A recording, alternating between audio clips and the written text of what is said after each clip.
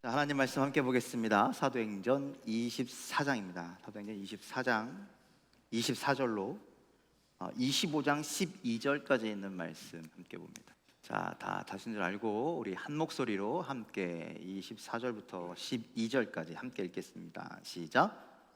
수일에 벨릭스가 그의 아내 유대 여자 드루실라와 함께 와서 바울을 불러 그리스도 예수 믿는 도를 듣거늘 바울이 루와 절제와 장차 오는 심판을 강론하니 벨릭스가 두려워하여 대답하되 지금은 가라, 내가 틈이 있으면 너를 부르리라 하고, 동시에 또 바울에게서 돈을 받을까 바라는 고로 더 자주 불러 같이 이야기하더라. 이태가 지난 후 보르기오 베스도가 벨릭스의 소임을 이어받으니 벨릭스가 유대인의 마음을 얻고자 하여 바울을 부류하여 두니라. 베스도가 부임한 지 3일 후에 가이사라에서 예루살렘으로 올라가니 대제사장들과 유대인 중 높은 사람들이 바울을 고소할세 베스도의 호의로 바울을 예루살렘으로 옮기기를 청하니 이는 길에 매복하였다가 그를 죽이고자 함이더라. 베스도가 대답하여 바울이 가이사라에 부류된 것과 자기도 멀지 않아 떠나갈 것을 말하고 또 이르되 너희 중 유력한 자들은 나와 함께 내려가서 그 사람에게 만일 옳지 아니한 일이 있거든 고발하라 하니라. 베스도가 그들 가운데서 8일 혹은 10일 지낸 후 가이사라로 내려가서 이튿날 재판 자리에 앉고 바울을 데려오라 명하니 그가 나오매 예루살렘에서 내려온 유대인들이 둘러서서 여러 가지 중대한 사건으로 고발하되 능히 증거를 대지 못한지라. 바울이 변명하여 이르되 유대인의 율법이나 성전이나 가이사에게나 내가 도무지 죄를 범하지 아니하였노라 하니 베스도가 유대인의 마음을 얻고자 하여 바울더러 묻되 내가 예루살렘에 올라가서 이 사건에 대하여 내 앞에서 신문을 받으려느냐. 바울이 이르되 내가 가이사의 재판 자리 앞에 섰으니 마땅히 거기서 신문을 받을 것이라. 당신도 잘 아시는 바와 같이 내가 유대인들에게 불의를 행한 일이 없나이다.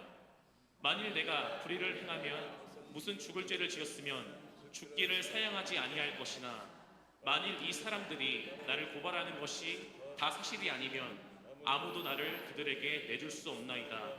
내가 가이사께 상소하노라 한데 베스도가 배석자들과 상의하고 이르되 내가 가이사에게 상소하였으니 가이사에게 갈 것이라 하니라. 이쪽 말씀을 계속 수요일마다 계속해서 봤었죠. 그 내용이 어떤 것이었냐면 바울이 3차 전도 여행을 끝나고 와서 돌아온 다음에 예루살렘에, 그러니까 다시 또 선교 여행을 가기 전에 예루살렘에 와서 보고하고 그리고 의논하고 그러니까 사도들과 함께 이렇게 행하려고 했는데 유대인들이 그것을 알고 붙잡았습니다. 성전에서 붙잡혀서 죽을 뻔했는데 하나님의 뜻으로 그가 안전하게 인도하심을 받는 내용을 우리는 계속 보고 있습니다. 자, 바울이요 그 구금이 되는데 총독에게, 그러니까 로마에서 보낸 총독에게 구금을 당하는데 무려 2년 동안이나 갇히게 됩니다. 2년 동안, 긴 시간 동안 부당하게 구금되어 있지만 그 과정 속에서 하나님의 뜻이, 하나님의 계획이 이루어 가고 있음을 보게 됩니다. 우리의 삶에도 때론 그럴 때가 있어요. 도저히 왜 이런 일들이 자꾸 반복돼서 일어나지? 뭐 이러시는 분들도 있잖아요. 괜히 여기 아팠다가 좀 날만한데 또 저기가 아프고, 어떤 분들은요 1년에 몇 번씩 교통사고 당하시는 분들도 있고, 뭐 잘 이루어져 가는 것이 한 번에 확 뒤집어지는 그런 경우도 있고, 여러분들 어떤 이해할 수 없는 상황과 사건과 시간을 경험할 때가 있다라는 것이죠. 그때 우리는 그 속에서 하나님의 뜻을 발견하고, 그 속에서 하나님의 계획하심을 발견하고, 하나님의 인도하심을 발견하고, 흔들림 없이 믿음의 길을 가는 저와 여러분들의 삶이 다 되시기를 주님의 이름으로 간절히 축원을 드립니다. 제가 지난번에도 한번 말씀드렸는데, 믿음이 없어서 주님을 찾는 것이 축복인가? 아니면 믿음이 좋아서, 아니면 잘 돼서 하나님을 떠나가는 것이 축복인가? 어떤 게 축복이라고 했어요? 한번 말씀드린 적이 있는데 다시 말씀드려요. 막 일이 잘 안 돼. 그래서 하나님을 찾으러 가는 게 축복일까요? 아니면 일이 엄청 잘 돼. 그래서 바빠서 하나님을 떠나가는 게 축복일까요? 네? 일이 잘 되는데 하나님을 찾으러 가는 것, 그것이 축복이라고 말씀드렸죠. 오늘 바울은요, 우리의 삶도 좀 그렇게 됐으면 좋겠습니다. 바울도요, 지금 아주 어려운 고난의 시간을 겪고 있는데 그 안에서 변함없이 끊임없이 주님을 참는 그러한 모습들을 우리는 볼 수가 있습니다. 자, 사도행전 24장 15절로 사도행 24장부터 25장 15절까지의 내용을 조금 여러분들에게 아까도 잠깐 말씀드렸지만 좀 자세하게 말씀드리면, 자, 바울이 예루살렘 성전에서 기도하다가 유대인들에게 붙잡혀 버렸어요. 붙잡혀서 바울을 성 밖으로 끌고 나가서 막 매질하고 돌 던지고 그래서 죽이려고 했는데 유대인들 소동이 일어났다. 그래서 백부장이 와서 바울을 구해내죠. 그래서 천부장, 자기보다 높은 고위 상관에게 보고했더니 이 천부장이 와서 그 사람을 데리고 가이사랴라고 하는 그때 당시 총독이 거주하는 어떤 수도와 같은 그런 곳으로 데리고 간 것이죠. 거기에 누가 있었느냐? 벨릭스라고 하는 총독이 있었습니다. 그래서 거기에 벨릭스 총독 앞에서 이게 무슨 일이냐라고 물어보려고 했더니 유대인들이 또 쫓아와가지고 고발을 하는 거예요. 이 사람 우리한테 죽을 죄를 졌습니다. 죽여주십시오. 막 이렇게 고발을 하게 되는데, 그때 나 로마인이라고, 나 로마 시민권을 가진 자라고 정당하게 재판을 받아야 된다라고, 그래서 죽임을 면하게 되죠. 그래서 바울이 변론하게 되는데, 그들 앞에서 변론하게 되는데 그것이 신앙 고백이었고, 또 벨릭스 총독도 바울이 전하는 복음을 듣고 이런 게 진짜야? 이런 일이 진짜 있어서 관심을 갖고 믿음이 생길랑 말랑 한다라는 거예요. 그래서 무려 2년씩이나 붙들어 두고 서로 얘기를 했는데, 이렇게 믿음에 관심을 보이는 반면에 끝에 보니까 27절 끝에 보니까 돈을 좀 받고 싶어서 그를 일부러 구류하였다, 뭐 이런 이중적인 모습을 보게 되죠. 자, 그리고 벨릭스는 재판에 선고를 내리지 않고 뭐 재판하면 좀 빨리 끝났으면 좋겠잖아요. 그런데 선고를 빨리 내려서 이 바울 무죄야 유죄야 막 이런 걸 좀 내렸으면 좋겠는데, 뭐 벌이 이거야 라고 뭐 빨리 했으면 좋겠는데 2년씩이나 그냥 감옥에 감금해 놓고 내가 필요할 때, 내가 듣고 싶을 때, 내가 보고 싶을 때 이렇게 불러서 대화를 했다라는 것이죠. 2년 동안이나 바울에 대한 이야기를 들었다면 바울이 죄가 없음을 분명히 알았을 텐데 풀어주지 않고 유대인들 눈치만 보다가 자기 다음에 부임한 총독이었던 베스도에게 바울의 문제를 넘기고 이 사람 그냥 딴 데로 떠나버렸다는 것이죠. 자, 새로 부임한 베스도 총독 앞에 또 서게 됐는데 유대인들이 또 쫓아와서 또 고발하는 겁니다. 이번엔 새로운 총독이 왔으니까 우리가 원하는 대로 해주겠지? 그런 마음에 또 고소를 하는 겁니다.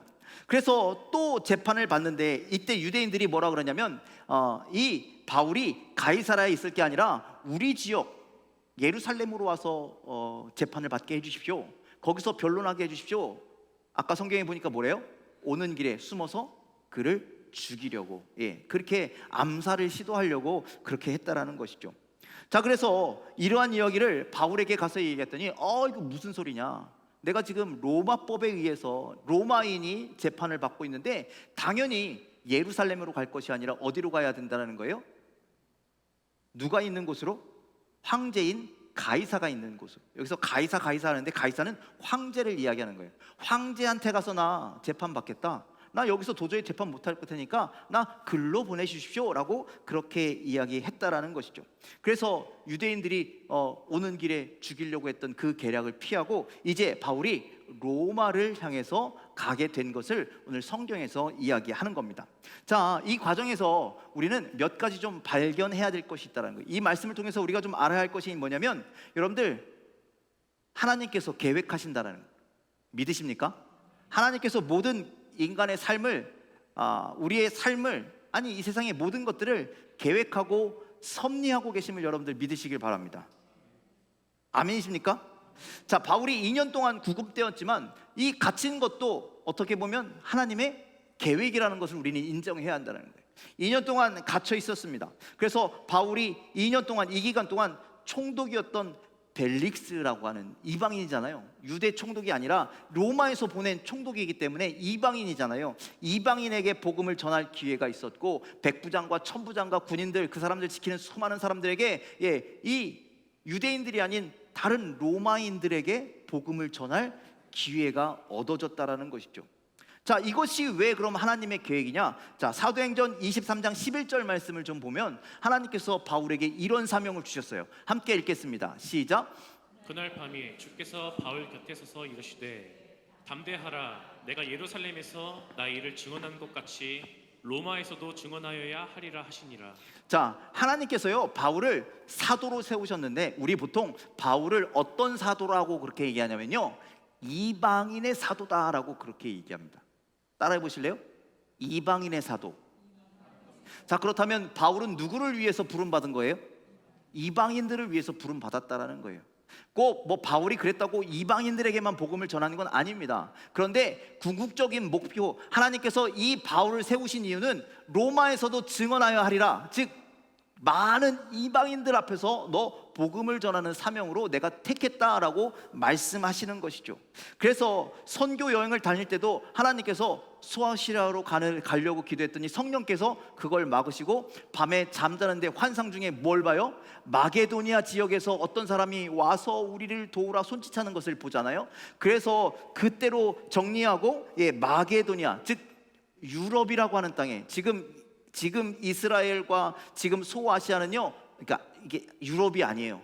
그거를 딱 건너가서 그리스부터 해서 로마에 이르기까지부터 이제 유럽인데, 거기를 건너가서 그 유럽 사람들에게 복음을 전하고 처음으로 세웠던 교회가 빌립보 교회라는 거예요. 빌립보 교회 아시죠? 그래서 왜 귀신 들린 여인 아이 쫓아냈다가 그 주인이 고발해가지고 매 맞고 감옥에 있었다가 막 찬양하고, 여러분들 기억나시죠? 그 교회가 바울이 처음 유럽으로 가서 세운 첫 번째 교회라는 것이죠. 자, 이렇게 바울은요 하나님의 계획으로, 하나님의 인도하심으로 여러 지역을 다니면서 복음을 전했는데, 이제 어디까지 가게 됐다고요? 로마에까지 가게 되었다라는 것이죠. 이것이 하나님의 계획이었고, 하나님은 바울에게 로마에서도 이렇게 복음을 증거하는 복음의 증인이 되어야 한다는 귀한 선교의 사명을 주신 것이죠. 자, 2년이라고 하는 시간이 감옥에서 어떻게 보면 그 시간 낭비한 것 같지만, 그런데 그 시간을 통해서 하나님은 모든 것을 준비하셨고 모든 것을 계획하셨고, 이 시간조차도 하나님이 사용하시는 일에 도구로 사용되었다라는 거예요. 자, 그 시간 동안 어떤 일이 있었느냐? 복음의 놀라운 능력의 시간이었다라는 거죠. 2년 동안 뭐 했다고요? 총독인 벨릭스와 그의 아내에게 무엇했다고요? 복음을 전하게 됩니다. 아니, 죄인이 어떻게 총독을 함부로 만날 수가 있겠어요? 여러분들, 제가 광명시장 맨날 함부로 가서 만날 수 있을까요, 없을까요? 못 만나요. 앞에서 비서실에서 약속 안 하셨죠? 안 됩니다. 다 자른다라는 거예요. 여기 죄인이에요. 고발당하는 사람이에요. 감금되어 있는 사람이에요. 그 바울이 어떻게 총독을 허구한 날 가서 만날 수 있겠냐는 거죠. 그 사람이 왜 죄인을 자꾸 불러들여서 이야기하겠냐는 거죠. 이게 저는 복음의 능력이라고 생각합니다. 여러분들, 복음의 능력으로 아주 높은 사람도 아니고 평범한 사람입니다. 심지어 갇혀있는 그가 아주 높은 사람들을 만나서 복음을 전한다? 이게 쉬운 일이 아니라는 거예요. 그런데 진리, 복음이 그 권력자의 마음을 변화시키기 때문이에요. 그 마음을 흔들어 놓았기 때문이라는 거예요. 그래서 여러분들, 복음에는 능력이 있다는 사실을 믿으시길 바랍니다. 복음은 살아있다는 사실을 기억하시길 바랍니다. 그래서 그 누구든 돌짝 같은 굳어진 마음도 복음의 씨앗이 들어가, 그래서 싹이 나고 줄기가 나고 꽃이 피고 열매가 맺는 놀라운 능력이 나타나게 될 줄 믿으시길 바랍니다. 그러니 여러분들 주변에 누군가가 복음을 들어야 할 사람들이 있다면 주저하지 마십시오. 전하는 건 결국 우리가 하는 거지만, 그것이 그 마음이 풀어지고 그 마음에 열매가 심어지고 그 삶에 어떤 복음의 열매가 맺혀진다는 건, 그건 성령께서 역사하시는 일이심을 여러분 믿으시길 바랍니다. 그것이 복음의 능력이라는 사실을 믿으시길 바랍니다. 그러니 여러분들, 끝까지 기회가 있든지 없든지, 그 사람이 이런 사람이든 저런 사람이든, 여러분들 그들에게 복음을 증거할 수 있는 믿음의 성도 여러분들이 다 되시기를 주님의 이름으로 간절히 축원을 드립니다. 자, 그리고 세 번째로 우리가 볼 수 있는 것은 뭐냐면 하나님이요 보호하신다라는 거예요. 하나님이 여러분들 보호하시는 줄 믿으십니까? 믿으십니까? 오늘 바울을 죽이려는 유대인들, 바울을요 끊임없이 쫓아다니면서 죽이려고 했습니다. 여러분들, 바울이요 지금 예루살렘에 왔을 때만 어려움 당한 것이 아니라 바울이 1차 선교여행, 2차 선교여행 가는 곳곳마다 유대인들이 쫓아와서요 계속 항의하고 붙들어 가려고 하고 죽이려고 하고 수많은 고발하고 고소하고 이런 일들을 반복했던 사람들이라는 거예요. 그런데 그럼에도 불구하고요 하나님은 계속해서 누군가를 통해서, 하나님은 계속해서 어떤 사람을 통해서, 어떤 사건을 통해서 바울을 보호하시고 인도하시는 것을 우리는 보게 됩니다. 자, 전혀 알지 못하는, 이게 예루살렘에 갔을 때만 제안해놓고 본다면 갑자기 어디서 백부장이 와서 소요가 난 것도 아닌데 백부장이 와서 그를 끄집어내주고 매 맞고 죽어가는 사람을 끄집어내주고 그 천부장이 와서 이 사람을 더 안전한 곳으로 옮겨주시고, 지금 벨릭스라고 하는 총독 앞에서 2년 동안 감금되어 있지만 어떻게 보면 그것이 하나님께서 유대인으로부터 그를 보호하신 것과 동일하다라는 것이죠. 그리고 그렇게 로마법을 통해서 하나님은 바울을 보호하셨고, 생전 보지도 못한 그런 사람들을 통해서 하나님은 바울을 이렇게 끝까지 보호하셨다는 거예요. 하나님의 보호하심은 그렇습니다. 뻔한 방법, 그거 우리도 할 수 있어요. 그런 방법이 아닌 우리가 생각지도 못한, 우리가 알지도 못한, 우리가 상상하지도 못한 그런 일들을 통해서 하나님은 우리를 보호하시고 인도하시는 줄 믿으시길 바랍니다. 우리 스스로 나를 지키는 것이 아니라 하나님이 우리를 지켜주시는 줄 믿으시길 바랍니다. 우리 금요기도회 때 우리 시편 1편 말씀 묵상하고 있는데 하나님이 우리의 목자가 되셔서 막대기와 지팡이로 우리를 전혀 알지 못하지만 전혀 알지 못하는 방법으로 우리를 구원하시고 보호하신다는 사실을 여러분들 기억하시길 바랍니다. 오늘도 우리가 일상적인 삶을 살아가는 것 같지만 하나님이 우리를 보호하셨다는 거예요. 하나님이 우리를 인도하셨다는 거예요. 여러분들, 그 믿음, 흔들리지 않는 믿음, 보호하시는 주님을 바라볼 수 있는 믿음이 여러분들에게 있으시기를 주님의 이름으로 간절히 축원을 드립니다. 그리고 마지막은 이 말씀을 통해서 우리가 알아야 될 것은요, 사명에 대한 집중입니다. 사명. 여러분들, 바울은요 지금 감옥에 갇혀 있잖아요. 감옥에 갇혀 있는 게 아무리 총독이 아유 그냥 편하게 있어 라고 이야기하지만 감옥이라는 자리가 편하게 있는 자리가 아니다라는 거예요. 그런데 거기에서 복음을 전하고, 특별히 로마의 복음을 전하라는 그 사명, 즉 이 선교의 사명을 얼마나 잘 감당했냐라는 것이죠. 여러분들, 제가 조금 이따 말씀드리고 싶지만 제가 입이 근질러서 지금 말씀드릴게요. 여러분들, 바울이요 이 2년 동안 얼마나 엄청난 일을 했냐면요, 여러분들 혹시 신약성경 개관에 대해서 배우시면 옥중서신이라는 걸 배웁니다. 옥중서신. 그 옥중서신을요 이 2년 동안 집필하게 됩니다. 그러니 여러분들, 바울이 그 안에서 얼마나 그 사람들에게 전하고 싶었던 메시지가 있었냐라는 거예요. 그들에게 복음을 계속 전하는 거야. 나 갇혀있지만 내가 할 수 있는 모든 방법을 다 동원해서 복음을 전하고 그들이 굳건한 믿음으로 설 수 있도록 그렇게 열심히 그 사명을 향해서 나아갔던 사람이 바로 바울이었다라는 말씀입니다. 자, 이러한 이 말씀을 통해서 이런 것들을 우리가 바라볼 수 있다면 오늘 우리는 어떤 믿음을 가져야 되느냐, 어떤 확신을 가져야 되느냐, 오늘도 여러분들 우리가 바울과 같이 아까도 말씀드렸지만 이해할 수 없는 어려움이 있을 수 있잖아요. 그렇죠? 어려움이 없으면 가장 좋겠지만 때로는 그런 일들을 당할 때 우리가 어떻게 반응해야 되느냐, 어떻게 해야 되느냐, 여러분들 다른 거 없습니다. 하나님의 뜻을 구해야죠. 하나님 앞에 기도해야죠. 하나님 앞에 엎드려야죠. 여러분들, 그런 여러분들의 믿음의 자세가 되기를 주님의 이름으로 간절히 축원을 드립니다. 여러분들, 바울은요 2년이란 구금 기간 동안에 갇혀있는 그 기간에 하나님의 뜻을 구했다는 거예요. 하나님의 때가 이르면 나 여기서 꺼내주시겠지, 하나님의 때가 되면 하나님이 계획하셨던 일을 나를 통해서 나를 사용하시겠지, 그러한 믿음, 그러한 신뢰가 있었다라는 거예요. 그러니 여러분들도 동일한 믿음이 있으시길 간절히 소망합니다. 지금의 상황이 끝이 아니라 하나님은 이 상황을 통해서 분명히 하나님의 시간에 나를 사용하여 주실 것을, 나를 도구로 사용하여 주실 것을, 하나님의 뜻을 이루실 것을 여러분들 반드시 기억하는 여러분들이 되시기를 주님의 이름으로 간절히 축원을 드립니다. 그리고 때로는 그 어려움이라는 것이 나를 하나님의 뜻을 이루는 도구가 될 수 있음을 여러분들 기억하시길 바랍니다. 그러니 어려움 속에서도 여러분들 주님의 뜻이 무엇인지, 주님이 행하시고자 하는 것이 무엇인지 여러분들 그 주님을 신뢰하고 주님께 순간순간을 맡기며 살아가는 여러분들 되기를 주님의 이름으로 간절히 축원을 드립니다. 자, 두 번째로요, 하나님의 계획을 신뢰하십시오. 하나님의 뜻을 신뢰하십시오. 그리고 인내하십시오. 여러분들, 우리 그렇잖아요. 신나고 즐거운 것은 금방 지나가요. 그래요, 안 그래요? 그렇죠? 근데 아프고 어려운 거는 금방 지나갈까요? 안 지나갈까요? 제가 이번 주간에 제주도 갔다 왔잖아요. 2박 3일 왜 이렇게 짧죠? 금방 1시간 휙 지나간 것처럼 지나가더라고요.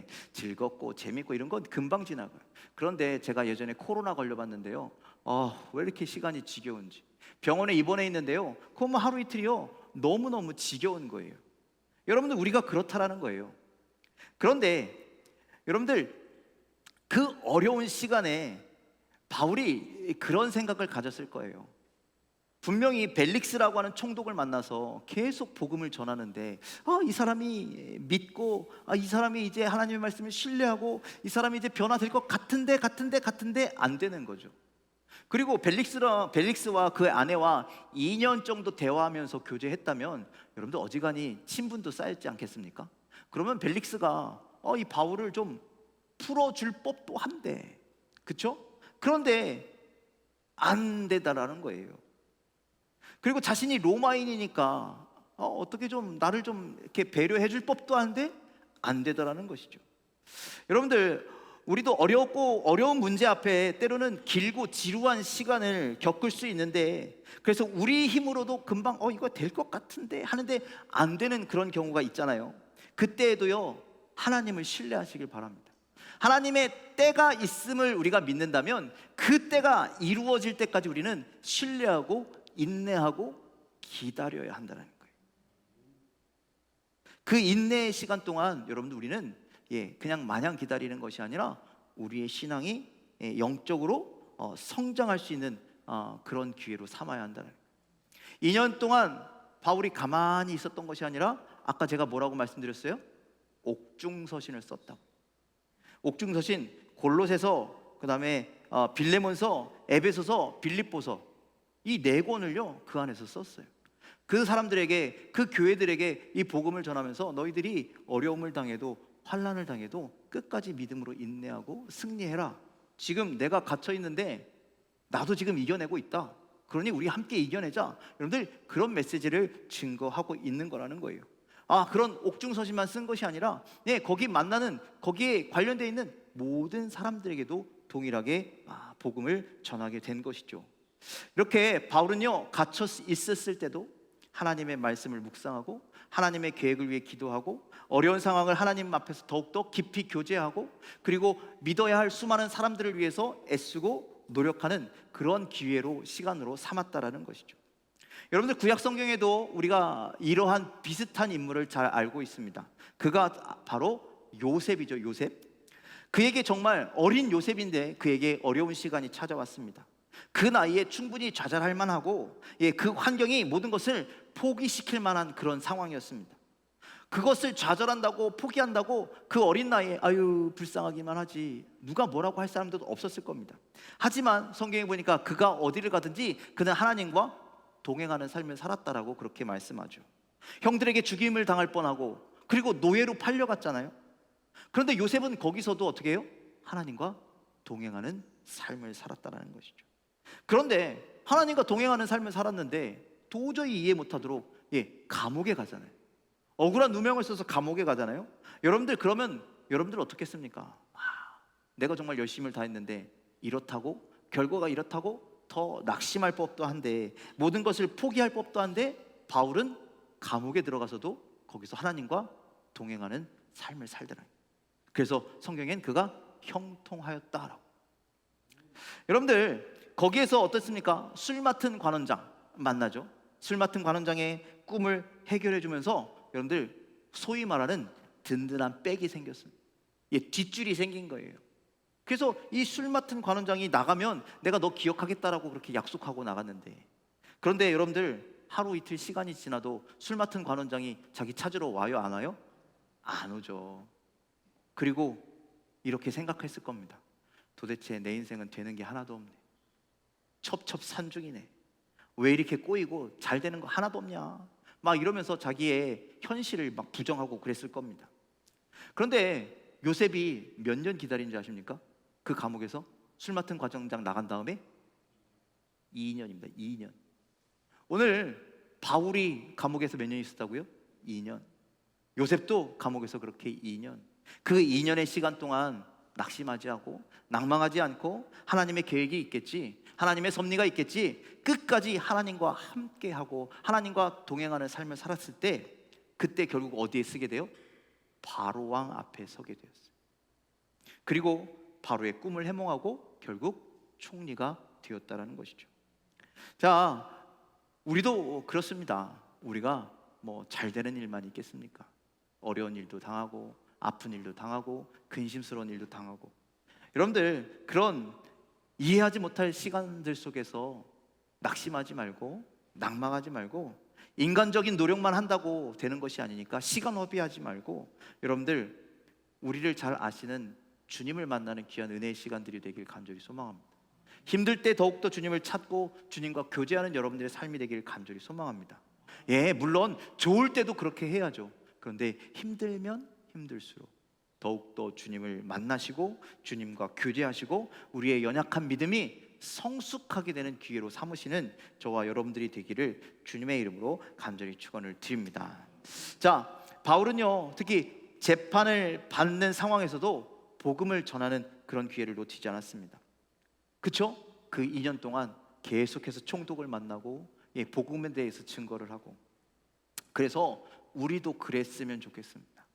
여러분들 우리의 형편이 어떻든지, 우리가 넉넉하든지 부족하든지 잘 되든지 잘 안 되든지, 평화롭든지 평화가 깨졌든지, 즐거운 일이 있든지 즐겁지 않든지, 여러분들 우리의 일상이 복음을 증거하는 삶이 되기를 주님의 이름으로 간절히 축원을 드립니다.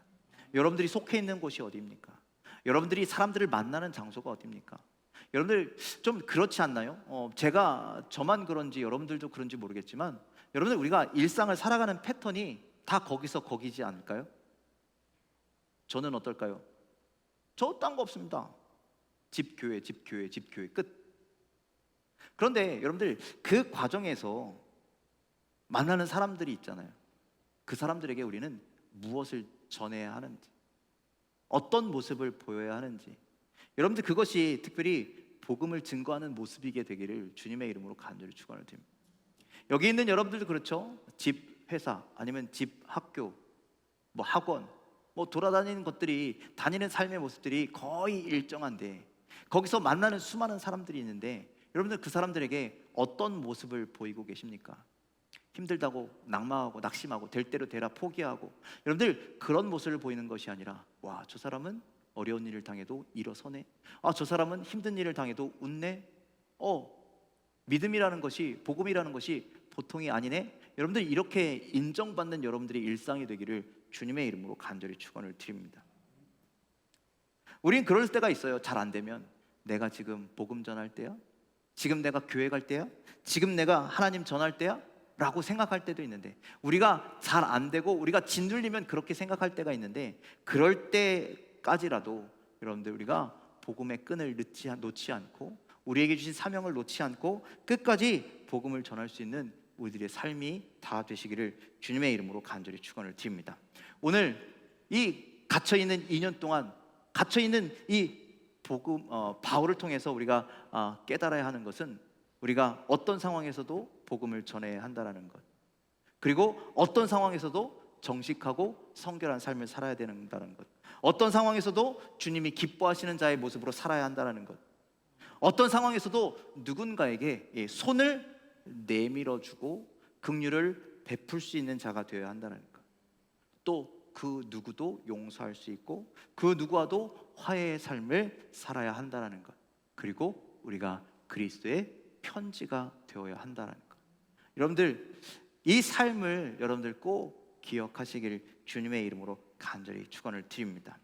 우리의 삶에서, 우리의 일상 안에 이런 하나님의 놀라운 뜻이, 하나님의 놀라운 계획이 있다라는 사실을 여러분들 기억하시고, 오늘도 여러분들 삶 가운데 하나님의 뜻을 구하시길 바랍니다.